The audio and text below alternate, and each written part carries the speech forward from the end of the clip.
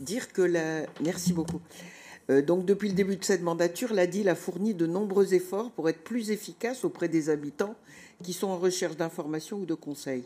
Cette structure associative, dont je rappelle qu'elle a été créée à l'initiative du département en 92, joue un rôle très important, car nous savons tous que le domaine du logement, qu'il s'agisse de chercher à se loger, de savoir qui doit effectuer tel ou tel travaux, régler un contentieux entre occupants et bailleurs, surseoir à une expulsion, mais aussi de plus en plus financer l'amélioration de l'habitat et choisir judicieusement son investissement locatif. Donc ce domaine du logement, c'est souvent l'occasion d'obstacles juridiques, administratifs ou techniques. L'ADIL complète ainsi depuis longtemps l'action d'organismes qui agissent de façon généraliste pour la défense des consommateurs ou le suivi de situations contentieuses. Les principaux utilisateurs de ce service sont bien sûr les personnes privées, mais ce qui est moins connu, c'est le rôle possible auprès des travailleurs sociaux et des élus. Il y a un point très positif qui est évoqué par le rapport, c'est l'enquête qui a été menée à bien par l'ADIL afin de mieux connaître les attentes et surtout les améliorations à apporter à son fonctionnement. Et donc, elle a tenu compte des résultats de cette enquête. Les utilisateurs se disent en général très satisfaits du service apporté, surtout depuis 2023, l'année dont nous avons le rapport. Et rançon du succès, il y a de plus en plus de demandes, surtout par téléphone.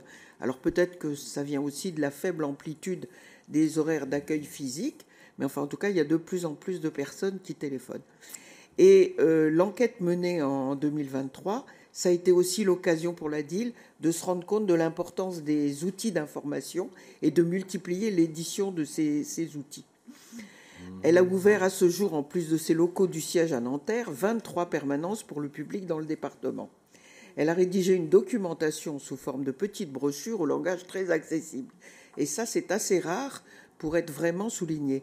Ainsi, il y a une petite brochure qui s'appelle « Frapper à la bonne porte » et qui recense tous les autres intervenants du secteur et le type d'information ou d'aide que chacun peut apporter. Donc, il y a vraiment une évolution très, très positive. Simplement, quelques petites suggestions qui sont issues de la consultation du site, de la lecture du rapport, mais aussi des avis des utilisateurs qui sont accessibles sur leur site. Un renforcement du nombre d'agents pour pouvoir recevoir davantage en accueil physique et parfaire la formation de tous les agents d'accueil. Ça paraît important par rapport aux remarques qui sont formulées.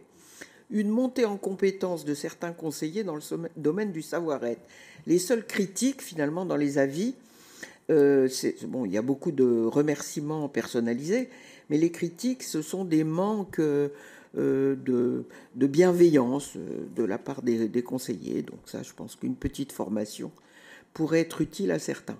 Le département, qui est le principal financeur, fixe, parmi les orientations souhaitées pour les prochaines années, une demande donc qu'une plus forte attention soit portée aux quartiers au taux d'IPS le plus faible.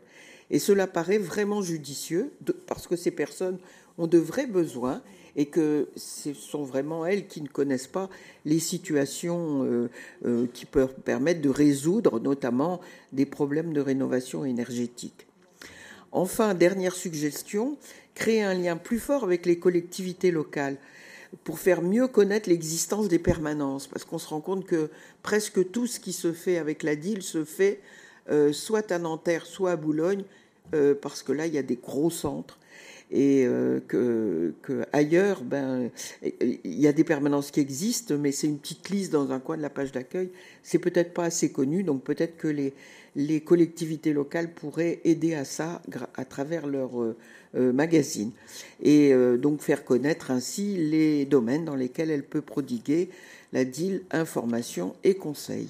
Voilà, c'était donc pour souligner tout ce qu'il y a de plus en plus de positif dans cette belle association. Merci donc, et on s'associe à vos félicitations et remerciements pour la